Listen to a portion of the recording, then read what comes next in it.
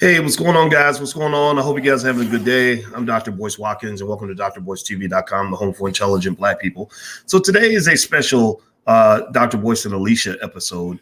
And Alicia wanted to join me today to talk about this interesting interview that took place with Andrew Gillum and his wife. I don't know if you guys have been following that or not, but that's been kind of crazy. Andrew Gillum got caught in a crazy scandal.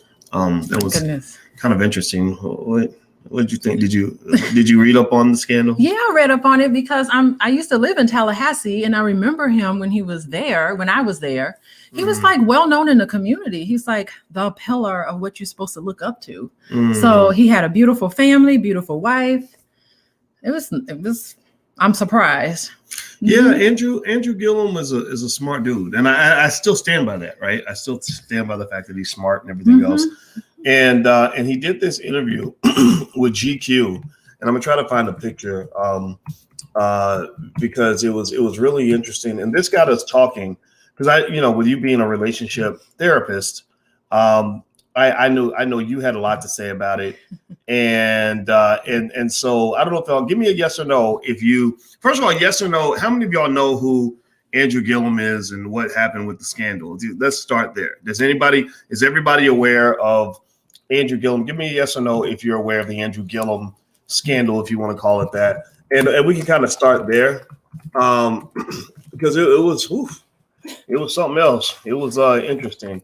And so what I'll do is kind of if you were to Google search something like Andrew Gillum scandal, here's some of the imagery you might see. Hold on, let me see if I can share my screen and not mess it up. Hold on, give me a second. I'm gonna show you guys some of the images that might pop up if you were to Google search Andrew Gillum scandal. You would see stuff like this. Things involving dudes, and and then there's the imagery of him. Wait, there's the guy apparently that he was with. That's the escort. He works out pretty good. I wish I had a body like that. I don't want his life, but that dude's in good shape. Looks like he's selling something. And there's his wife. His wife's name is Arjai. Isn't that interesting? Pronounce that. What does that like? What does that? Isn't that what Indians do? Like they have names like Arjai and it's probably abbreviated for something. It's like R.Jai. So it's probably something else. Yeah. Yeah, I mean, I've never seen anybody with a name like that. Have you? No, I haven't. But yeah, that's not the point. The point is, I just thought the point is that he's fallen. He's fallen from grace. There we go. Okay, thank you for keeping me focused.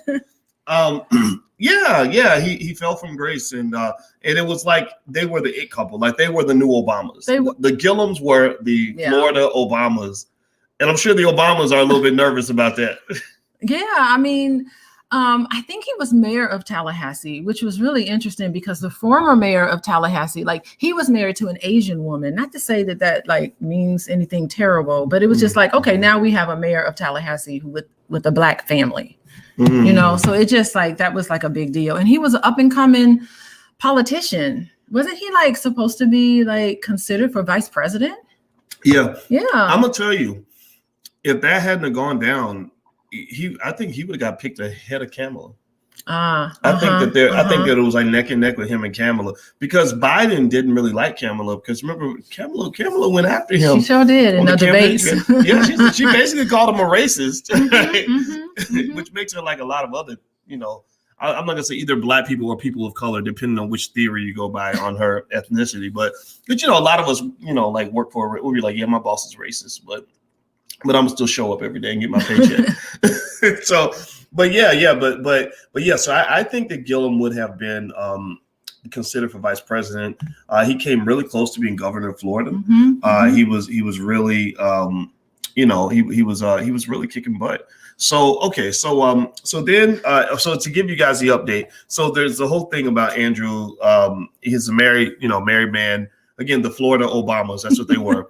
And he's in a room with a dude, and there's drugs, and him passed out in his own vomit, and all these pictures get sent out to the internet by a black woman. A black woman brought him down. Yeah, Candace Owens. Well, they gave those pictures to her, and she was the one that put them up there. Right. Well, that's what to me. Isn't that interesting? Well, that's what happens when black people get too caught up in the Democrat Republican crap. Mm-hmm. Like they use you. Right. Well, yeah, they use you. Like Candace was operating as a Republican operative. He was operating as a Democratic Party operative. So that's what it is. Like the Vietnam War, when half of Vietnam identified with the Americans, the other half of Vietnam identified with Russia, then you had Vietnamese killing Vietnamese. That's why I tell black people not to get too caught up in the whole Democrat-Republican stuff, because then you have black people taking out other black people. Interesting. Well, they're trying to resurrect his career. Like, they're trying to get him back on board. And I think that's why they did the GQ interview. Yeah, the GQ interview. They're trying to there she is, keeping me focused. But I don't know. I just can't get those images of him butt naked on that hotel floor, laying in his vomit, passed out from drugs. Like, I can't get that image out of my head. I don't know. Well, that's why Candace Owens put it out there, because she wanted to make sure he was dead. It works. That there is no cleaning up after this. Are we supposed to embrace him now? Well, I think that's it. I don't know. What do y'all think? Give me a yes or no. Do y'all think that Andrew Gillum could go back into politics and actually have a career? Like, do you think it could work for him? Or do you think that it could just be, he needs to just kind of... He's got a lot of splaining to do. Yeah. He's got a lot. And I don't think that he's fully explained away everything. Like, okay, so, you're bisexual and your wife knows you're bisexual. So clearly they have an open relationship, right? His wife's bisexual? No, his wife knows that she's married to a man. Oh, she knows he's bisexual. She knows he's bisexual. She said it in the interview. And how do we know she's not, something so other whatever. than what people think? Let's not judge people's lifestyle. So, right. Okay, that's fine. So she's allowed sort of an open marriage. And so that makes me wonder, like, is there an agenda? What's the agenda that we're supposed to, everybody's supposed to accept open marriages? Because I don't know. I just find that Will and Jada, clearly they had their entanglement. Mm-hmm. So, and that let us know about their open marriage. And then T.I. and Tiny, their little scandal they got going on. Mm. So and of course, all of that is surrounded around open marriage. So I'm wondering if to get an agenda across, it has to come through Black people. We have to say it's okay in order for the rest of the world to say it's okay. Maybe. I think so. Or maybe they're just trying to get us, entangled with their worldview. Entanglement. Right, entanglement in their entanglement. That comes from quantum mechanics, right? Quantum entanglement. So that's like a legit term. Like that, like Jada using that term to me was perfect, because that's a great scientific term. Like, they probably watch videos on quantum entanglement, because Will Smith is very smart, and he got into MIT. Mm-hmm. And I've never met Will, but I talked to his brother Harry. His brother Harry's super smart too. We talked for a long time. And so I bet you that she used that term because it was a good term. People on the internet don't get it. They're like, oh, entanglement.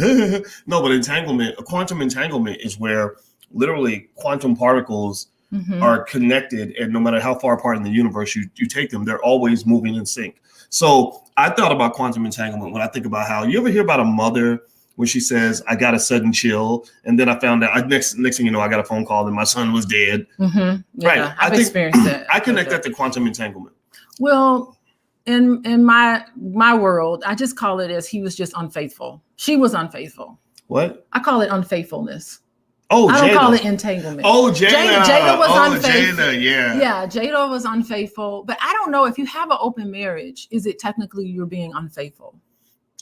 I think a lot of these relationships, right? I think a lot of these relationships are so much more complex than we would ever believe. A lot of the relationships are, are marketed, they're packaged in a certain way. And I think that there are a lot of complex realities that people are not aware of. But then people are like, oh my God, Jada cheated. I don't think Will was mad that Jada cheated. I think Will was mad. Didn't sound like it. I think Will was mad that Jada got caught and embarrassed the family. Well, I think we should get out of Hollywood relationships and let's get into regular relationships. Let's just assume that your partner was unfaithful to you. You feel hurt by that. And your partner needs to listen to that hurt and validate that hurt. Okay. You So know? so I mean, that would be, okay. So let's spin this back to Andrew Gill. Okay, Andrew Gillum. Okay. And his wife Arjai. And by the way, if everybody could do the hit the thumbs up button, please hit the thumbs up, share, subscribe button.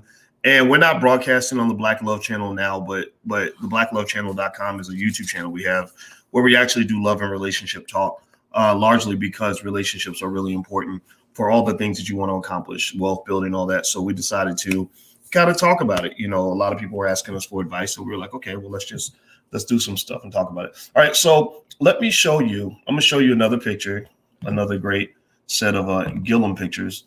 So Andrew Gillum and his wife, Arjai, or RJ, however you pronounce it. They did this interview with GQ, right? Now, when I look at images like this, I'm like, okay, this to me speaks of a fluff piece. Like they're trying to, carefully recraft their image. And I knew that like when they did the Tamron Hall interview, when he did the Instagram video that was carefully crafted, I said, okay, this brother's trying to put his stuff together because he's a smart guy. And I think that's what's important to not forget. And so he's being smart. And they took these images. Now, here's another one. This is, it's hard to see it, you guys, but it's so romantic. Look at that. He's dipping her. Yeah, and it's black and white. Oh, and then here's another one, them kissing on the campaign trail. Now, here's what's fascinating about these pictures. I thought that the interview was a fluff piece, right? I'm like, okay, there they are. They're trying to convince. I think the goal is to make themselves relatable. Like, we're like any other couple who's having relationship problems. And people will be like, yeah, I have relationship problems. So whatever you went through is no big deal because it's just different from what I went through. But then GQ pulled almost like a rope-a-dope.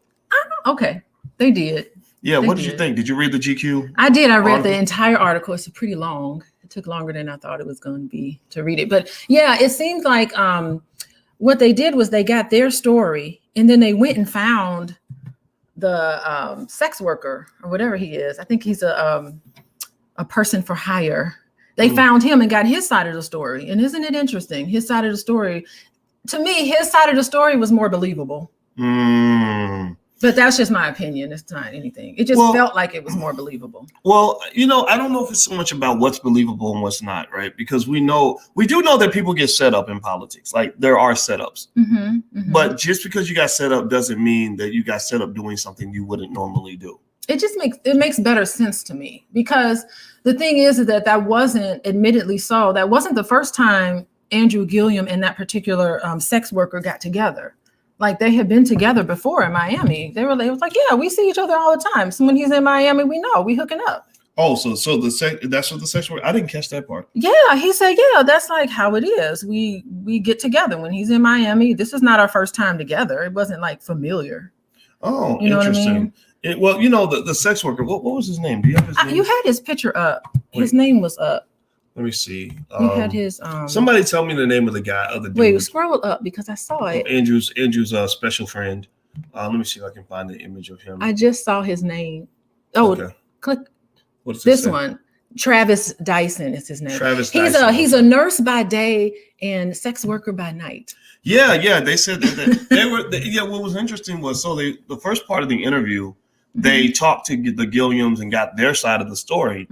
And I really believe that the Gillums thought the interview was going to be something different from what it was, because then they went and talked to the guy, Travis Dyson, to get his side of the story. And after that, the ladies or the person who wrote the article, I don't know if I think it was a dude actually. Okay. He said the Gillums stopped returning their calls. Yeah, because they were upset. Yeah, interesting. If you have nothing to hide, you'd be like, yeah, I'll address whatever the sex worker said. I can never remember people's names, but Travis Dyson. Yeah, I'll have a talk with you. Yeah, I'll be able to explain it. But they got real defensive and cut off the entire communication, didn't want to have anything to do with it anymore.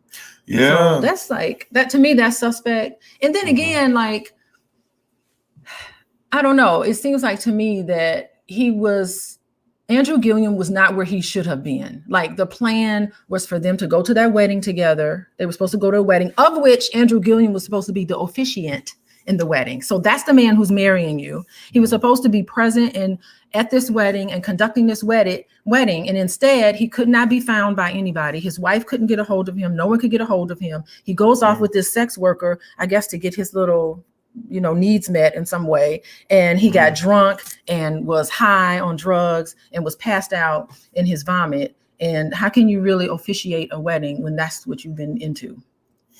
Yeah. So that tells me that he was not honest. So if you're not honest about your whereabouts with your wife, how do I know that you're honest with a GQ interviewer and you're trying to resurrect your career? I'm just suspicious.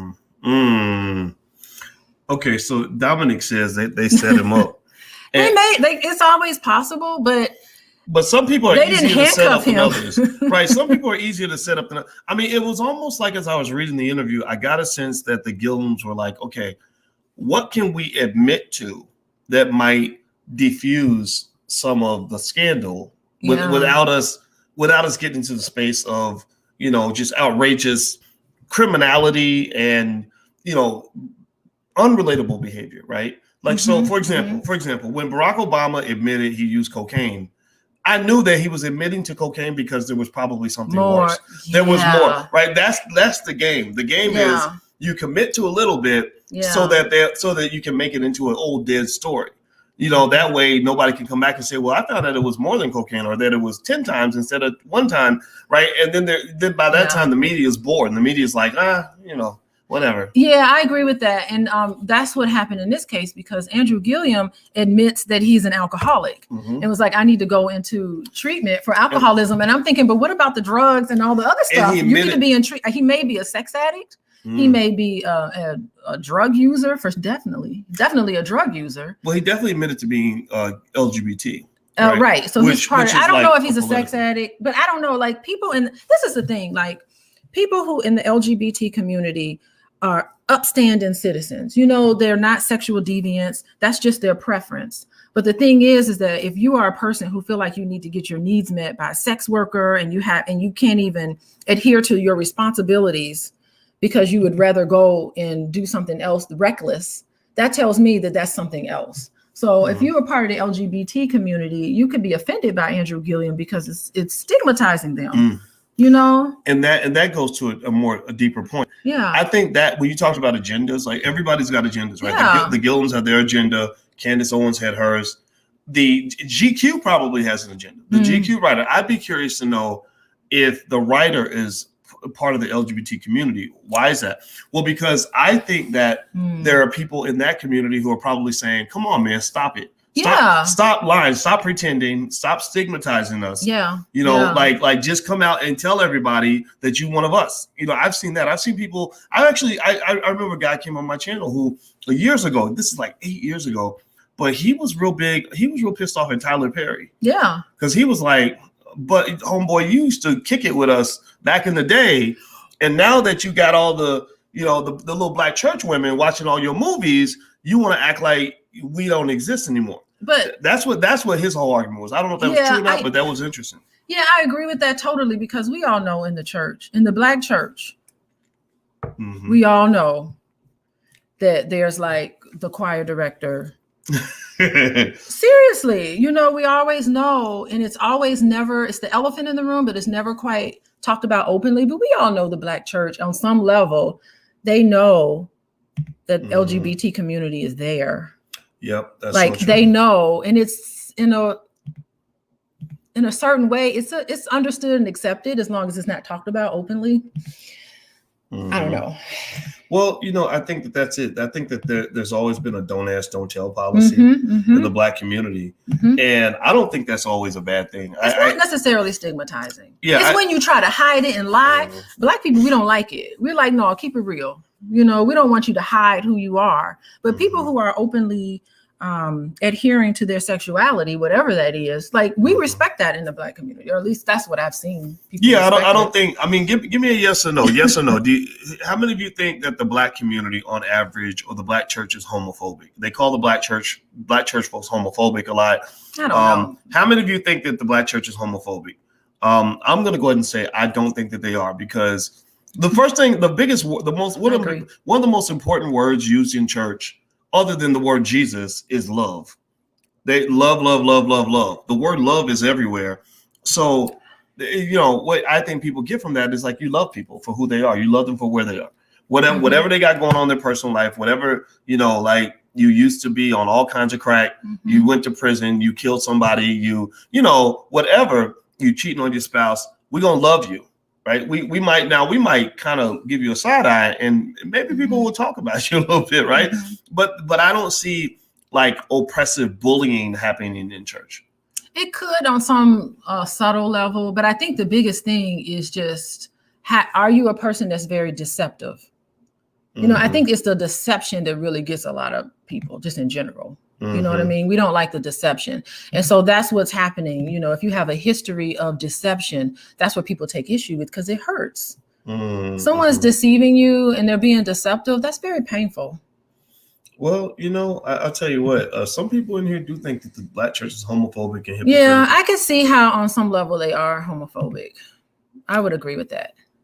Blacks are not homophobic. We just don't like certain things thrown in our faces. Expect to accept it. Yeah, that's the agenda. That's the agenda. That's my point of view, right? Like I think it's more like just, you know, you do you, I'm gonna do me. Leave me alone. Like just stop telling me how to do me. Yeah. I'm not going to tell you how to do you. You don't tell me how to do me.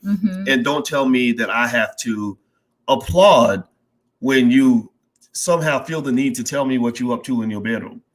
I think there's people that feel, and I don't blame them. I don't think that, you know, so I think, so if you go with Andrew Gillum, so let's get back to Andrew Gillum. Yeah. So Okay. You are, by the way, Alicia is, you know, she is a licensed therapist and she's a full professor of social work.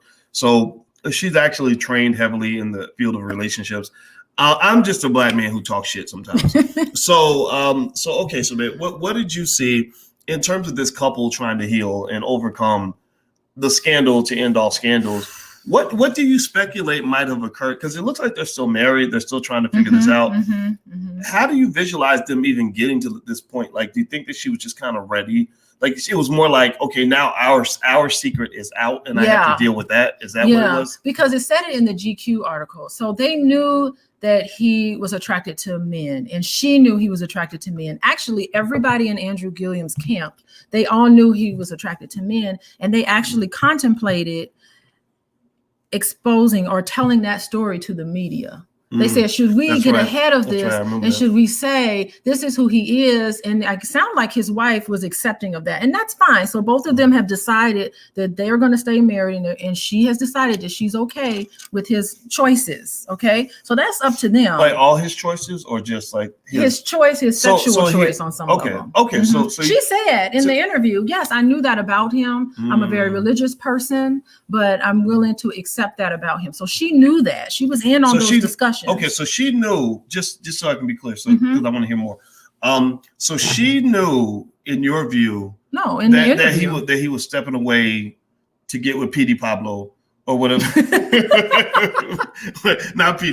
No disrespect to P.D. Pablo, but Travis Dyson. So you think so that's the question. Like, I guess I want to get specific in my head. Like, do you think that she knew that he indulged every now and then, or do you think that she knew he was going to hotels with hookers, you know, possibly with drugs? Because she mentioned the alcohol, she mentioned she knew the LGBT part, but I wonder if she knew the depth of it. Like, did she know it was with because it's one thing if you say you can step out. It's another thing when you say you can step out, even though I know you might be with a hooker. Because hookers have a lot of sex. Yeah, so that's dangerous. That's exposing her to some danger. Yeah, so I'm almost thinking that the both of them, I don't think she knew he was being with a sex worker. I think that if a couple decides they're going to be open in their marriage, they need to start defining rules around that. You know what I mean? So like, if you're going to do it, you need to let me know. You cannot have sex workers. You know, maybe that's dangerous. So maybe he broke the rules of their relationship because their rules were, okay, I understand that you need to be satisfied in a certain way, and I'm okay with that. She was okay with that because she specifically said the biggest issue she had was his alcoholism. She didn't have an issue with anything else. Okay. So she was thinking in her mind, oh my goodness, he's probably drunk and he's probably passed out somewhere. She did not know that he was with another man. Well, you know what? So in that way, he was cheating on her. He was being unfaithful. So it makes me wonder. What, you know, if clearly it's not a traditional Black church kind of marriage, right? Which you know, a lot of marriages out here are abnormal. Maybe not as much as this, but whatever, right? So I wonder what she was getting out of it. Like, what do you think Yeah. made her Yeah. marry him? Because she found out before they got married. When they were knew engaged, before right? they got married. So she chose to marry him. Do you think that it could be because the Yeah. the Economist does actually say that the numbers of marriable black men are lower than the numbers of marriable black women. They talked about that actually. Even in England, they know that, right? The researchers know that in terms of income level and education, all that. But here you got this guy. He's a good-looking, smart man. So Andrew Gillum's a smart guy, sharp. You bring him home, your mom and everybody's excited, like, oh my God, he's gonna well-spoken man. Well-spoken, highly educated. Very educated. Wasn't he student body president in college? That doesn't surprise me. Right. Like he's a high achiever, right? Like people can tell. Like you can tell, just in case y'all don't know, like you can tell people like who's gonna really blow up when they're like in their early 20s. Like when I met you and you were in your early 20s, like you had something different. I met you in the library. So it doesn't surprise me that you're one of the few, black female PhDs in the country. And also you met me in the library. And at that time I was 22 years old teaching college students. So you knew at some point I was going to do something, You were special, boys. Oh, thank you. Definitely special. Thank you. Oh, so anyway, so you got this guy who is kicking butt and taking names. He's on his way to becoming mayor. He's the new political star in Tallahassee. So he's going to make a great husband. He checks all the boxes. He's going to give you some kids. Your family members love him, and you got your man, right? And so without knowing like what her preference is, maybe you never know. Maybe both of them kind of whatever. But then it's almost like there's like a Bill and Hillary game where it's like, okay, you know what? I don't need all these other parts of you. I just need you to make sure these are parts over here. Yeah, she needed him to show up to this wedding and be ready to officiate this wedding. Like, I need you to do that. And that's probably what hurt her. He did not adhere to responsibilities because he has an addiction that got out of hand. And that's what happens when you have addictions kind of ruin marriage. Yeah, you cannot have a good marriage if there's an addiction. Yeah. If there's a sex addiction that can't be controlled, if there's a drinking addiction, a drug addiction, even a shopping addiction. Ladies, I run into a lot of ladies who have shopping addictions. Like they just rack up these credit card bills. Just so you know, I think that's very weird. What, a shopping addiction? Yeah, it feels good to go. You have a hard day. It's like retail therapy. It feels so good. You have a hard day. You just go to the mall or go somewhere or go on Amazon and just buy something and you just feel good. And then days later, it just shows at your door. You're like, it's that good. It's a dopamine. It's an addiction. It can be an addiction. Yeah. Okay, I can see that. Okay, so tell me more. So what do you think? Okay, so I'm guessing it seems to me like he broke an agreement to keep your shit to yourself. Like everybody, a lot of people have their shit, right? So it sounds like Mrs. Gilliam might have had the position that says, look, I know the complexities of Andrew Gillum and I've come to terms with that, but just keep your shit to yourself. Like it's okay. Like if you think about it, like literal shit, like everybody shits, right? It's gross, right? But don't shit in public. Please don't, because if somebody goes out and they do in the middle of the living room at a cocktail party, then you're gonna be like, okay, I can't be in a marriage with somebody who's gonna bring their shit out here. So but you can't help it if you're an addicted person. You're gonna show up to that wedding drunk because you're an alcoholic. Yeah. You're gonna show up to Christmas high as a kite because that's what you do. So an addiction is out. That's the definition of an addiction. Like it's just out of control. Interesting.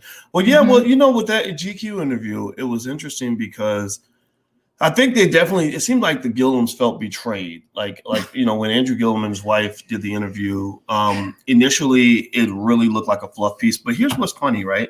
After I saw how they were pissed off at GQ and the way they did the interview, I went back and I looked at those pictures again. Right. And I'm gonna show everybody the pictures and this is probably a crazy conspiracy theory, so I could probably be all wrong with this. But let me show you some of the pictures. Let's look at the pictures again. This picture here, that it's like on one hand, it's like, oh, look how romantic, but doesn't it look a little awkward? Like it's an awkward. Like I think they did that deliberately. I think they did that on purpose. Like a photo. And look, it says "Women for Gilliam." Did you see that in the background? Look, oh wow! Look at that. Yeah. And then even this little dip. Look how romantic that looks. It's a romantic dip. You think it's staged? It was definitely staged, but that's not the point. I'm gonna actually pull up. I'm gonna download the picture and zoom in because I want people to see that picture because that picture is awkward as shit. Like that picture is very awkward to me. Let me. I'm gonna zoom in on it a little bit because I want everybody to kind of see. And maybe you don't even see what I see. I mean, again, I know we know I'm crazy, right? We know I'm a weirdo. So let me see if I can show you all this picture again. And again, I think GQ was playing games up in here. We know because we know that they tricked the Gilliams, right? That's a given, right? Okay, so look at this dip. This dip. We're like CSI investigators. I know. Look at We're this. Like looking at the phone. Forensic. Oh, look, she's like, please don't drop me. Look at her face. Look at her face. That looks and I think they were trying to remember media is very slick and subliminal. And I think that this is not graceful. Yeah. This look at her face. She's like, whoa, don't drop me. Please don't. I think that's figurative. Almost, please don't drop me. Yeah, it's a great metaphor. Yeah. Like, please don't mess this up and have me out here looking crazy. So I think GQ was playing games. I really think that they were like, okay, we're gonna pretend like we're doing this beautiful fluff piece, but really we're trying to clown these people, and we're not even clown them. I mean, part of it, I think they do want to expose them. I think they do. I think that their whole position. Okay. Remember, these are white liberals, right? White liberals are like sex workers have rights too, LGBT this, and they're into a few different things that black people, they're into anti-slut shaming, they're into marrying white people, they're into LGBT stuff, right? More than black people are. Those tend to be the trademarks of white liberals, right? So I think that they were like, okay, well, it wouldn't be fair to the sex worker if we ignored his voice because he deserves to have a voice. Maybe he can be part of the Me Too movement or something. I don't know. Mm-hmm. And then also the LGBT thing. I think that they want him to come out. I think they're like, look, he's already come out. No, I think they really want him to really come out and come. Oh, like get rid of that wife and maybe not totally go for it. Well, now that would be interesting, but I don't know if they want that. I'm saying just like stop it. I think that's what it is. Yeah. Right? I think that they feel like like why is it that everybody presents the heterosexual relationship as the only type of relationship there is? That's the norm. That's the standard. Anything else is abnormal. So they're like, no, we're not going to play this game with you. You're not going to use us to try to make yourself look good. We're going to go in here. We're going to scrape off the truth, whatever that looks like. Mm-hmm. What do you think? I maybe I built a whole conspiracy theory here. No, it makes sense. But it's my traumatic distrust of white people. I guess. Well, I kind of agree with them in a way. Like I'm not the therapist that's gonna say to a couple, you need to stay together no matter what. Mm-hmm. Like that's not the type of stance I am. I'm just like, especially when there's addiction involved, I'm the kind of therapist and be like, he's not gonna go and get help. So now what are you gonna do? You know what I mean? She's not going to stop her addiction. He's not going to stop his addiction. You cannot have a good marriage. You can't have a happy, healthy marriage if there's an addiction. So what are you going to do? My thing is, how do you see yourself living your life with somebody who's addicted? What do you see in your future? And do you need to make a choice? Like, I don't tell them that you need to leave your partner, but I tell them, here, now you have the facts. What are you going to do about it? And whatever decision they make, I will support that. You know what? You know what I mean? You need to make, it's a personal decision. If you had an addiction I could live with, I wouldn't care. Okay, well then that's what I would say. I'll be like, okay, fine. Well, how are we going to manage this? Like if you had a shopping addiction, I would be like, you know what? Shop away, but you're going to pay for it. Okay, but then that means that but you have to be in some way. I mean, you just have to decide among yourself. Every individual needs to decide what they're willing to do and what they're willing to put up with. But if you're coming to couples therapy and you're complaining about the lack of connection or you're complaining about these things, and I'll say you cannot get these things with an addicted person. Interesting. Their addiction is coming ahead of anything else, and that's what addictions do. Almost like two relationships. It seems like with the addiction, you have you have songs where people talk about drugs as like it's a woman. Yeah. Or like whatever. Or your pusher is, I'm your mama, I'm your daddy. That's right. I'm that nigga in the alley. I'm the friend. And you owe it to your relationship. You owe it to your family to get your addictions in order. I guess it's more about balance then. It's like, yeah, if you're going to be addicted, I feel like if you're going to have an addiction and you're not going to address it, just be alone. Okay. Because you're going to be ruining the life of everybody around you. So, okay. So do you think that if Andrew Gillum was able to stop drinking, do you think that would be enough? It sounds, according to her, because that was the only thing she seemed to have an issue with was his drinking, because she very well knew that he had interest in men. Okay. And I applaud him for telling her. Like, I think the worst thing you could do is like have those desires to be with another type of person or another gender of a person. I think it's great to just be honest with your spouse and say, you know what, I have these feelings. Okay. And then you work around that. Interesting. Okay. Well, by the way, hit the thumbs up button. If you haven't hit the thumbs up button, if you could do that, I'd appreciate that. Did you have any other thoughts before we bounce out? No. Did you have a question for me or anything? I guess the question I would have is, like, I guess I'm trying to figure out, if you're at this point, it seems to me like the relationship that she's lost, that the value, some of the value that she saw in being with him is kind of gone, right? You think so? Yeah, because what's the benefit? Like, because you already know you're not going to really have what some would define as a normal sex life. You got kids. That's another thing. That's when stuff like this happens. You always think about the kids, poor children, in the middle of that. And but it's like, like, how do you move forward from this? I personally think Andrew should move away from politics. I think he's trying to get back in. Yeah, I don't see that as being the best option unless you maybe I guess I'm not enough of a politician to know if you just go straight LGBT. Like, is there enough support there for you to just be, like, okay, here's who I am. This is our lifestyle. He could tell his story and craft that so nicely. He'll be like they'll be cheering for him in the LGBT community if he crafted it. Okay. Yeah, and I think like book deals and so I think he can still be successful in his own. I think he's got to find the people that can operate in that space, because he's navigating. It's like he's straddled, right? He's straddled between, like, we're a traditional Black family. We're like the Obamas. That's not flying in that space, right? Yeah. Which people don't believe that. And then you have the other space, which is, I go to hotel rooms with hookers and dabble in drugs. That's a pretty extreme space. It's the pictures. It's the photos. I saw those photos. Every time I look at him, I picture those photos. I cannot get that image out of my mind. Yeah. It is permanently sealed in my head. And so whenever I see him, or someone says his name, what comes up for me is that picture of him laying down naked in his vomit. Well, that was pretty bad. Well, what it also says to me is that, image is really important, right? And image, I mean, it's a psychological illusion, but it's an illusion that has real implications, and right. But it also makes me wonder, whenever I see the dam burst in one area, I'm always wondering, what other falsehoods do we have out here? Like, how deep does the rabbit hole go? Like, for example, if a guy gets let out of prison after 30 years because he was falsely accused of a crime, only an idiot would think, oh, wow, okay, now we've let out all the people who were falsely accused. Now we've solved the problem, right? That's what they always want you to think. They always tell you it's a one-off. This is just one thing. I don't think that's it. I think in the Democratic Party particularly, I think that there are a lot of relationships that people are like, oh, they're such a beautiful couple. And it's much more complex than that.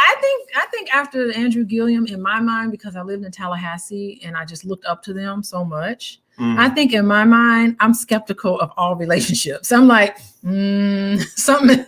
I bet something is going on. Yeah, well, I'm different. I think I'm different from you in the sense that I've always been skeptical. Okay. I've always felt like there was but I think also, but the thing, here's the question. I guess this would be a good last question I would ask is there still room to look up to them? Like, is there still room to say, you know what? That stuff over there, I don't get, but I think and that's why I keep making that point to say that Andrew Gillum is still a smart guy. Andrew Gillum is still a guy that can add value to the world. And I think that's that's important. I want to make that point clearly because he's another Black man, even if he's LGBT, like he's part of my community, right? And I don't, and I my heart goes out to him and his family. Like first it goes out to the children, yes, then it goes out to the wife, then it goes out to him. And I think there's room for everybody to get a little bit of compassion. At the same time, we have to be honest. Yeah, I think there is room for him to come back.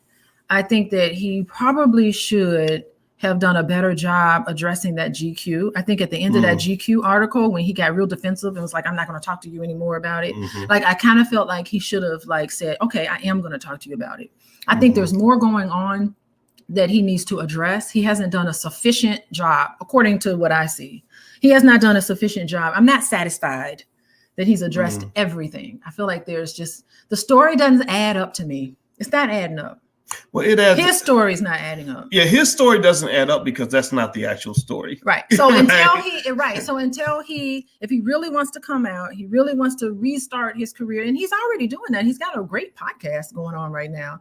This is very well viewed and everything. But I think he needs to do a little more because something is not adding up with that marriage. Yeah, I think that I think we know the story. I really do. I think that we're like, okay, tell us the story. We just need him to verify what we already know, right? Yeah. Okay. Even if he said, listen, this is my personal business, it's none of your business. Like we would even respect that. But don't be trying to pull the wool over our eyes. Yeah, I think that what would be required, if I was his consultant, you know what I would tell him to do? I would say, okay, let's figure out how we can just put you in a position where you're making a few $100,000s a year. You're doing well financially, and you have, enough of a voice and a base to kind of operate. You're not going to be governor. You're not going to be president. And we're going to have to let those dreams go. Like at least for now, the world ain't ready for that. But I would almost kind of like tell him like, okay, now when you're doing your podcast, let's focus on this podcast, get you a book deal, get you on the speaking tour. You tell your story, right? Millions of dollars in that, right? Millions of dollars in the scandal. Then I would be like, look, when people bring this up and they're like, oh, you're the guy who did the blah, blah, blah. Just take it head on. Just be like, I'm the guy that did the blah, blah, blah. I would own it. Yeah, I would totally own it. Yeah, I would just be like, yeah. I was the guy who got caught in the hotel with a sex worker. He needs to start the conversation. Hi, I'm Andrew Gillum. And I sleep with sex workers. No. And I got caught sleeping with sex. There you go. Right. No. I wouldn't start it off like that. I would lay it out like if you bring it up, then cool. Own it. We're gonna confront that. Okay. Yeah. I got caught in a hooker with drugs and passed out in my own vomit. Now move on. Do you have anything else? Is there anything else that you'd like to talk about? Like seriously. And now let's talk about your campaign, or let's talk about your product, right? Yeah. So that is what we respect. We respect that openness. We respect that honesty. And when you feeling like you're defensive, you look like you got something to hide, you look like there's something else, we're suspicious of you. So the best way for him to gain, because really what he's trying to do is gain our trust again. You know what I mean? And he has to do it with truth and honesty. That's the only thing that's going to do it. He's close. And then some of it is that time. Sometimes time, I think it was a little too soon. He came back a little too soon. He needed to wait a little longer. Yeah, like 5 years. we needed time. Yeah, I think, but I just really, I feel bad for him because I'm a believer that people don't choose what they're attracted to, right? Like when I saw you. He was born that way. Right, when I saw you, I didn't choose to like start lusting after you, when I saw them curves and all that. Like I didn't. It wasn't like I read a book that told me how to be attracted to a sexy Black woman. I just had it in me, right? So, that's how I can relate to people that have other attractions. I say, look, it was probably just in you, and I can't hate you for what's in you, right? And I think that as long as you're not harming me, right? And so I think that with him, I feel bad for him because he comes off to me like a guy who had dreams. Really, like think about it. I mean, you're young. He's young. He's like just out of college. He sees Barack Obama rise up, and he's looking up to that. Right? That's what he wants to be. So he's like, okay, my steps are I'm going to be Mayor of Tallahassee. Check. I'm going to be governor of Florida. Almost a check. He was so close. Right. And then, and because you ran so well as governor, governor, he ran a pristine campaign. Yes. Like I was rooting for him. I was from Illinois. I was like, I wish I lived in Florida so I can vote for him. Mm-hmm. Like, So now you're in the conversation for potentially vice president, which it puts you next to the Oval Office. Yeah. I mean, I think he had that dream. And I think that for him, I almost feel like there's a point where sometimes maybe you got to have a different dream. Like, he's going to have to. He has to walk a different path. Right.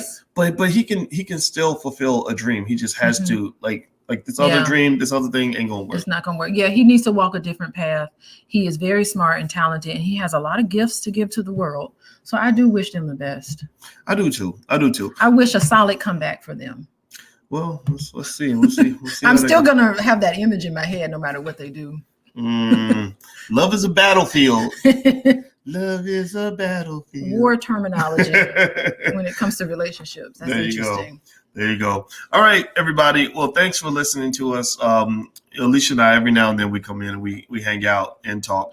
And if you want to see more, feel free to subscribe to the blacklovechannel.com. That's right there.